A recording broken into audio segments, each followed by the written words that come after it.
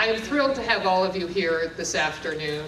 Welcome to the Parkinson's Institute. I'm Mary Tunison, and my job here is Director of Development, which normally means I manage fundraising here, and within that is some communications work, so I get to talk today, and I'm very excited about that. Happy holidays to all of you. We are here today to talk about family treatment of Parkinson's disease. And I was thinking about the very old joke that they used to say that, you know, insanity runs in families, you get it from your kids. Well, we know that sometimes Parkinson's is very much a family disease. When one person has it, the spouse is affected, the children are affected, grandchildren, the whole family is affected.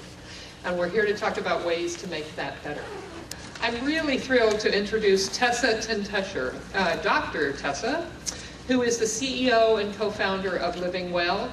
She is going to talk with you today about ways to have supportive living environments in a new and dynamic way. And I think she'll have some very interesting things to share, and I look forward to hearing her presentation. Tessa, please. Thank you.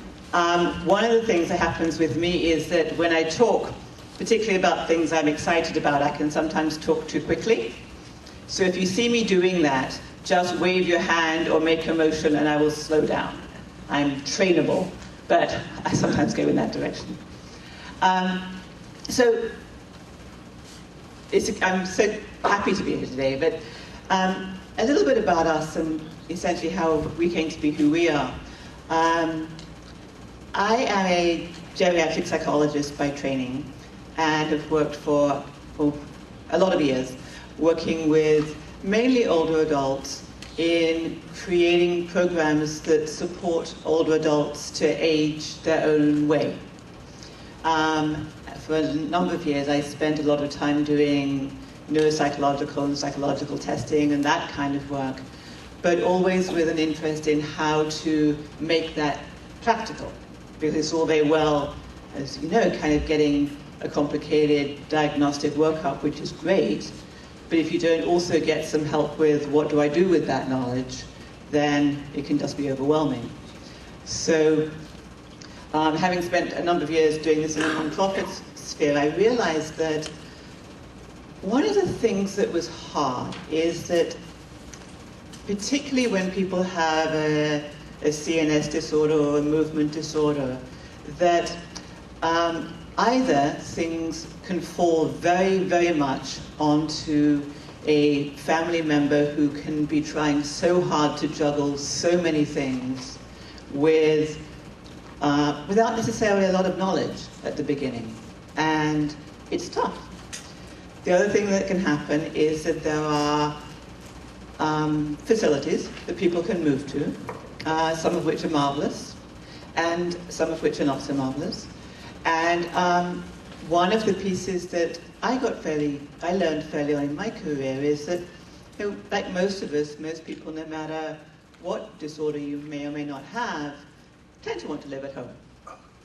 The difficulty with that I learned is that typically home-based care is fragmented.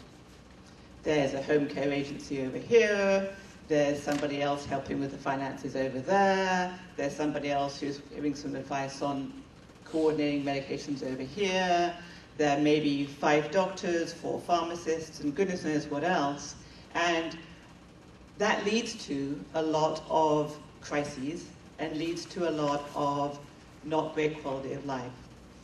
And it also leads to a process where instead of thinking about how do we as clinicians and how do we as a community enhance the quality of life for folks who have a degenerative disorder, how it involves wellness, fun, activities, engagement, rather than just disease management, then I think we're kind of missing the boat a little bit. And so after meeting with I have a fantastic business co-founder, Dr. Doris Bursing, and who worked with Elke, my friend over here, we decided to try and create a different model for supporting folks who want to remain in home for as long as they can, with a basis of essentially being both extremely comprehensive and yet extremely personalized. You know, one of the things that as you may hear from, as I told you, from my accent, I come from England, and I grew up in Europe in large part, and my partner grew up in Venezuela. And one of the things that really struck me about the United States, and I think maybe even more so in California, is that we tend to have very age-segregated lives. Older people hang out with older people, younger people hang out with younger people, and very young people hang out with very young people. And what that tends to mean is that there isn't this sort of intergenerational dynamic that's nearly as alive here as is in other countries. And I think what that's done is it's created this whole industry of facilities, of communities, which are age segregated. So often when somebody develops or is given a diagnosis of Parkinson's disease, or develops a more serious phase in the illness, then certainly on people's minds is, where should I move to? Do I need to move? And I think that there are ways that we can be more creative about that.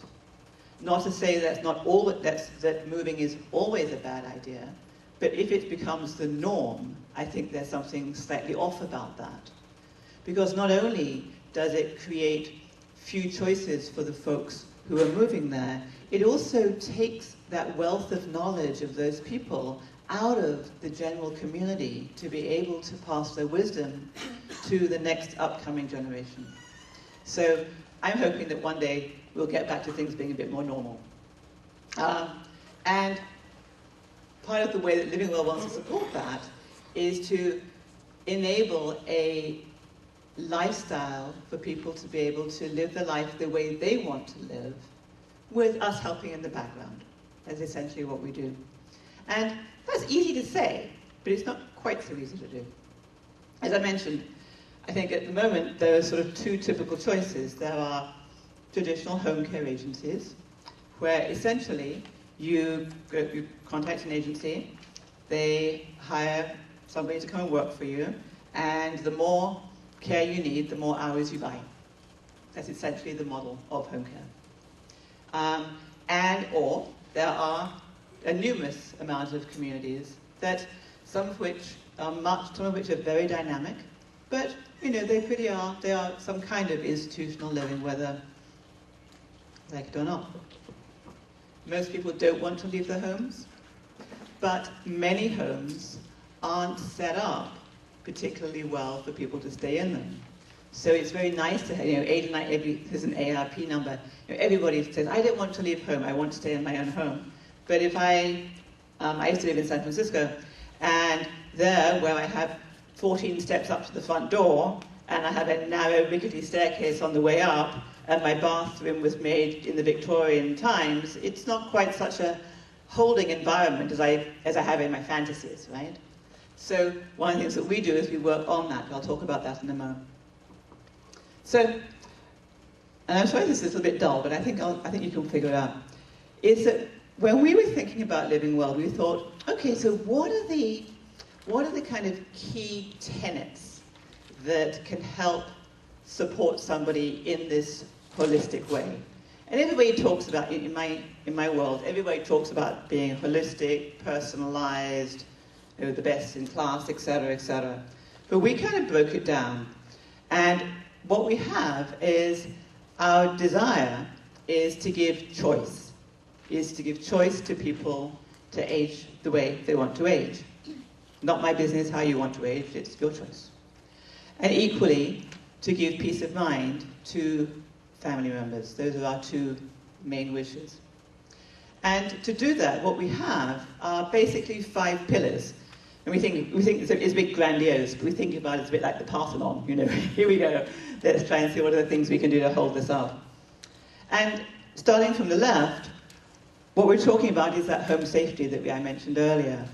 And I'll talk in more detail about that, but that can be anything from modifying the home, putting a chairlift in, doing those sorts of things, to some very exciting, much more high-tech interventions that I'll discuss in a bit, which can really make the home much more of a reactive, supportive environment rather than a place that's more dangerous.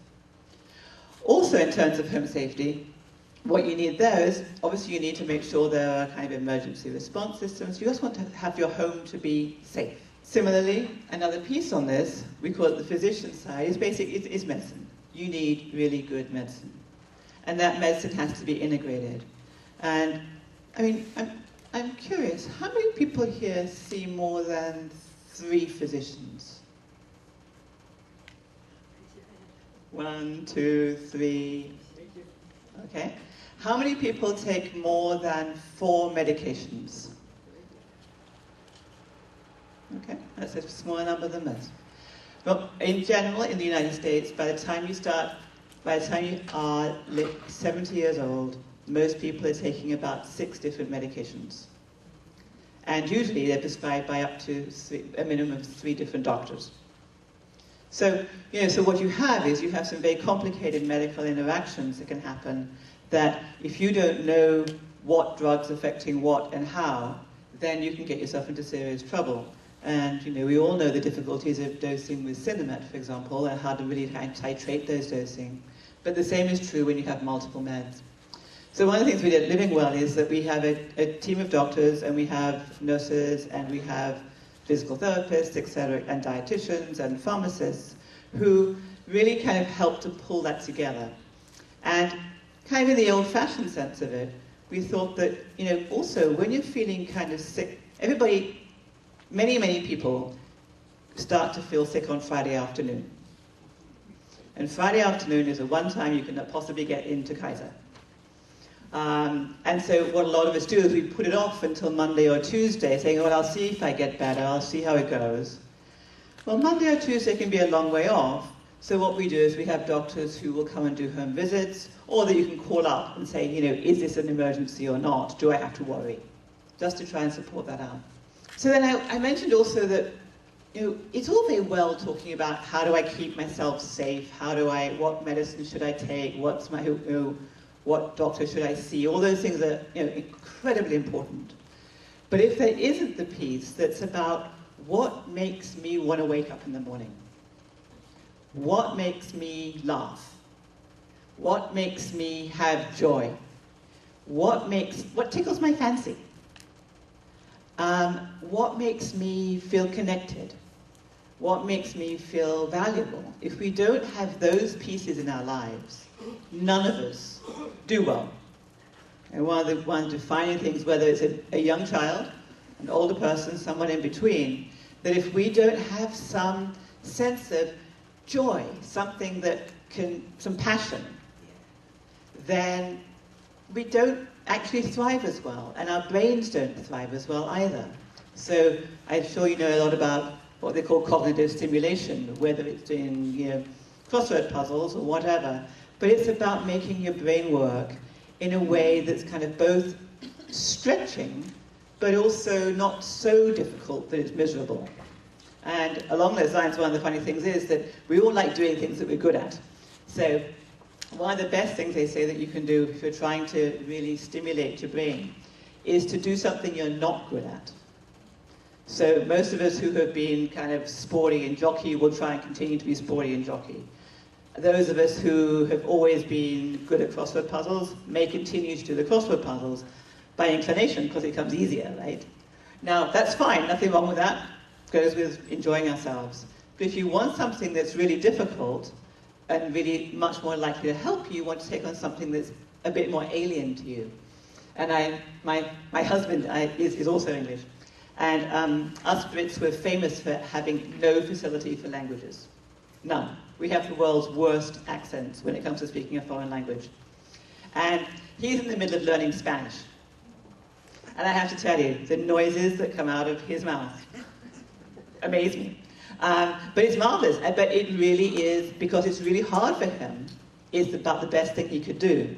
I'm absolutely tone deaf. If I were to sing to you, you would hate it. The best thing I could probably do would be to sing, but probably in private, because it would be painful to the universe. But so it's doing things that are difficult, they're stimulating and challenging, and also things that are with other people. Now, some of us are big group people. We like to be in a club, we like to go out for dinner with a big group of folks, we like to engage with a lot of people. That's great. Do it. Some of us have never liked that. We've been the people who've stayed at home, had one or two friends, and a few good books. And frankly, we don't change in that regard. So go with what works for you. It really doesn't matter. But it's about having things that are fun for you. Piece we added into Living Well is that we realized that to be able to help all of this sort of stuff to happen, we needed to create some really personalized care. It's what we call our concierge care. And so that's everything from, we have bookkeepers, we have people who come and clean up the house, we have people who make travel plans, we have people who accompany people on trips, we drive people, we'll organize pretty well anything that is, well, my basic rule is if it's just about legal and kind, we'll do it. So, it really has to be, because we really just want to, for one person, what is really, I was speaking to one the other day, and what she said to me, the thing that really bugged her the most, is that she couldn't, when the light bulbs, the light went out, she couldn't change the light bulb. And not that one thing would just grate on her, because it reminded her of what she couldn't do. And so, we can change light bulbs. For another person, it might be, I want to have a chef come in because I have family coming in for Christmas, and I don't want to be doing with it. I want someone to take that off my shoulders. So it really doesn't matter, soup to nuts. We don't care. And that goes with this hospitality side. And we do have home-based home care workers. And there's a great hotel chain in the Bay Area called the Joie de Vivre Hotels. They're these boutique hotels. And this guy called Chip Conley was the founder of them. And Chip has a philosophy which I really admire greatly. And he says that in the hotel business, the reason why you spend a huge amount of money on a bed has nothing to do with the bed, right? It's to do with people anticipating your needs. It's to do with people recognizing your name once you've been there more than once. It's to do with people going that little extra step that makes you feel special. That's why you go back. You may go there the first time for the good deal, but you'll go back and back and back again because you'll recognize and there's that approach of hospitality. And that's a key piece of how we train our staff. And it's just key to our approach. Linking into less service-based things, we actually like technology a lot. I don't believe that technology can replace people, but I do believe that now we ignore the advantages of technology at our peril, because there's just so much out there that wasn't there even 5 years ago that can make life easier. And let's have a look at some of that. This is technology that's about a more passive approach to making that house safer. It's called the Grand Care System. And there are numerous ones like this. I happen to like this one because it's more developed than most. And what it does is it basically does everything from, it's a very sophisticated set of motion sensors. It's a bit like your burglar alarm. Do you have a burglar alarm in your house? And what it does is that because most of us are very, very routine-based in our homes. My morning, I wake up between 6:45 and 8, depending. I get up, I go pee, I put my dressing gown on, I turn around, then I go downstairs and I make a cup of tea. I'm very English. Right? But we all have this, we're so similar in what we do. And the reason why that's important is that if I didn't get up by 10 o'clock, you'd know that something was slightly unusual in my life. Maybe I just wanted to sleep in, which is fine. But it could also be that I'm not feeling very well. So what it does, it learns my behavior, and then if I deviate from my behavior a whole lot, it can set off some alarms. And those alarms can be anything from put a call into the neighbor next door, or call Living Well, or if it's a real emergency, call the police. So you can have a whole tree of alarms. Similarly, It can do this throughout the house. It can tell whether you opened your refrigerator door. So if somebody hasn't opened the refrigerator door for 3 or 4 days, it means that they probably haven't cooked.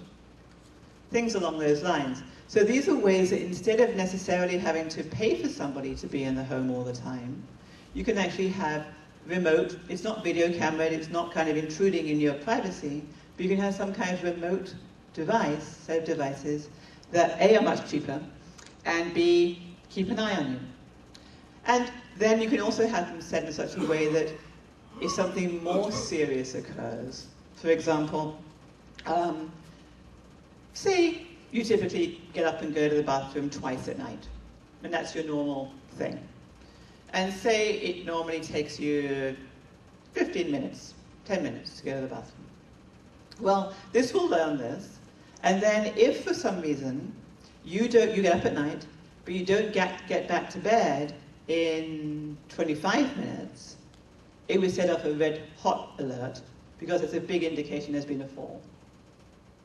So you can set all these various rules. It's limitless, the amount of rules you can set, that can really kind of track things.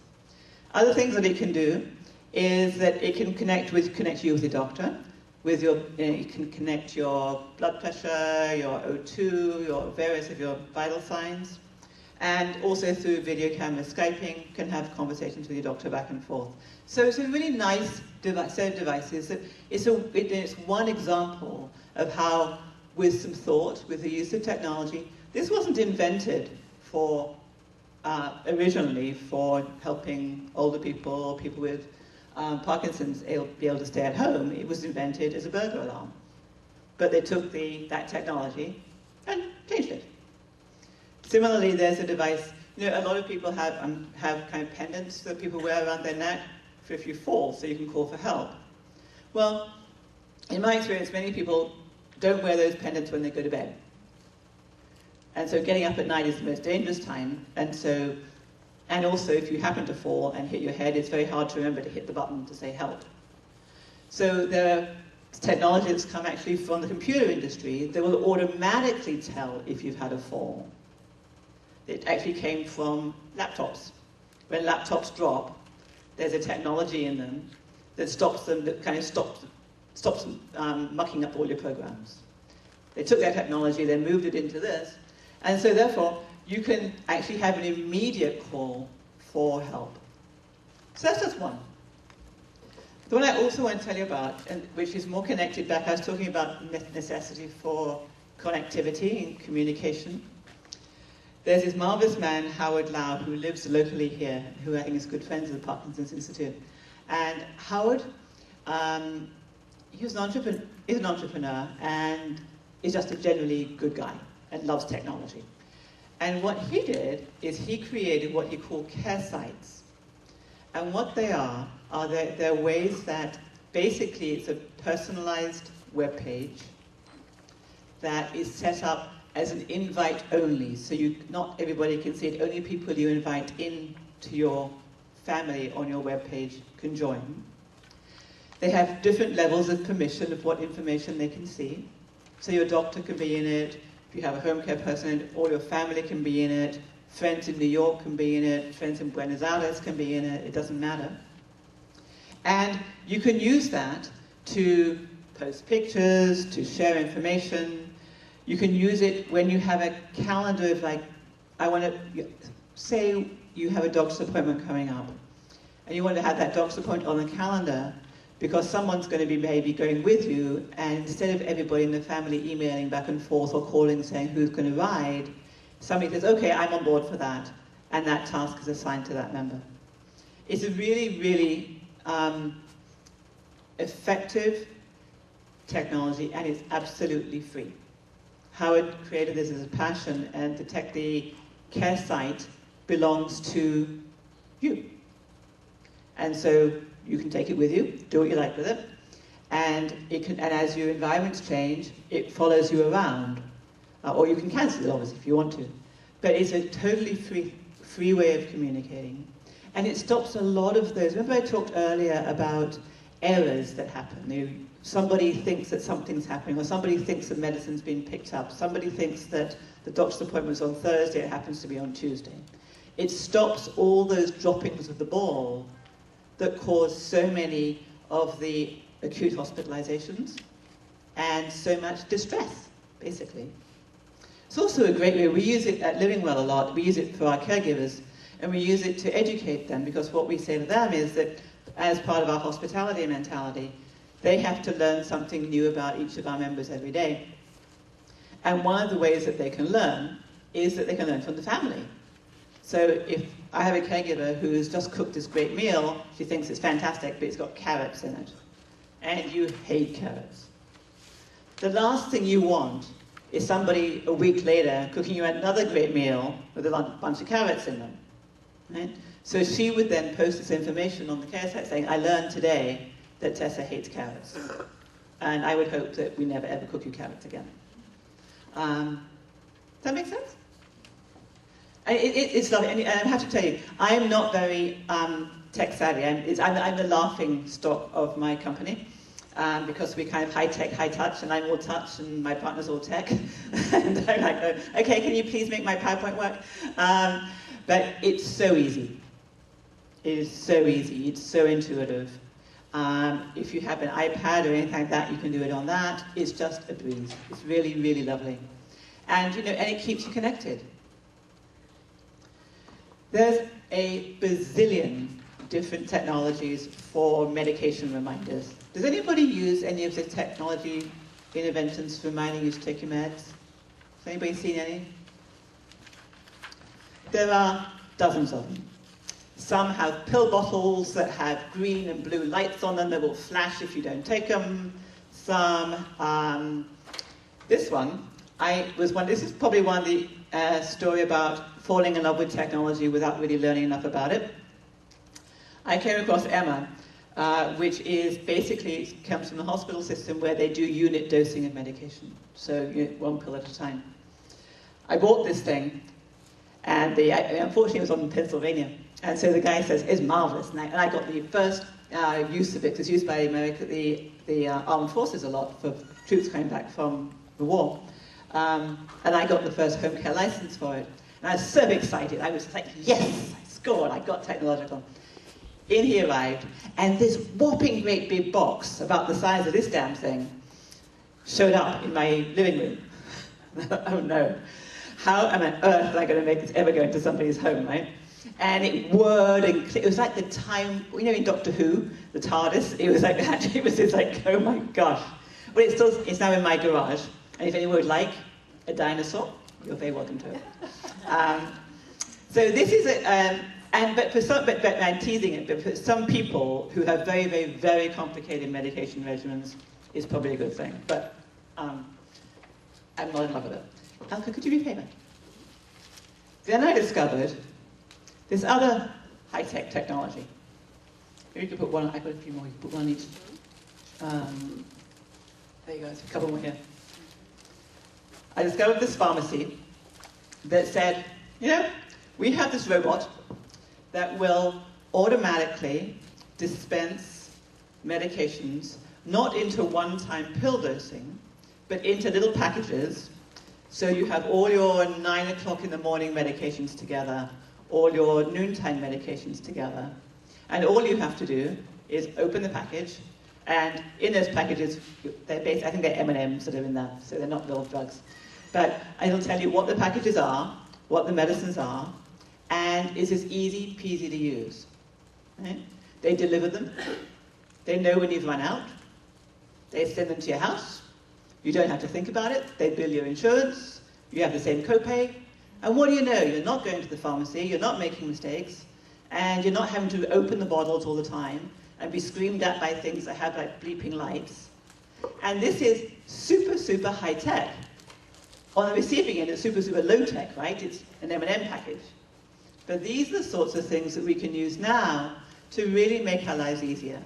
And, it's easy. Emma, she was not easy. She was like a difficult lady. This is my partner's favorite technology, which are called GPS shoes. So, sometimes we get lost. We go out, we go walking, and we get disoriented about how to get back.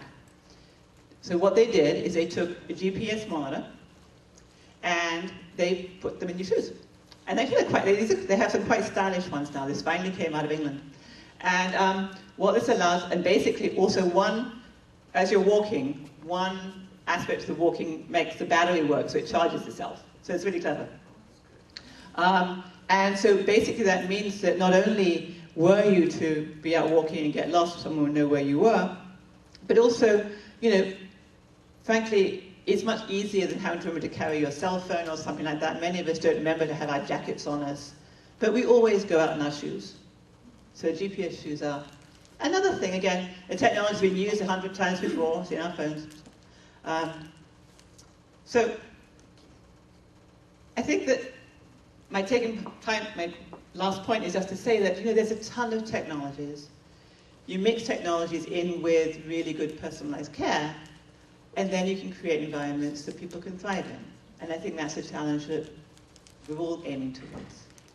I know I've talked a lot. Thank you.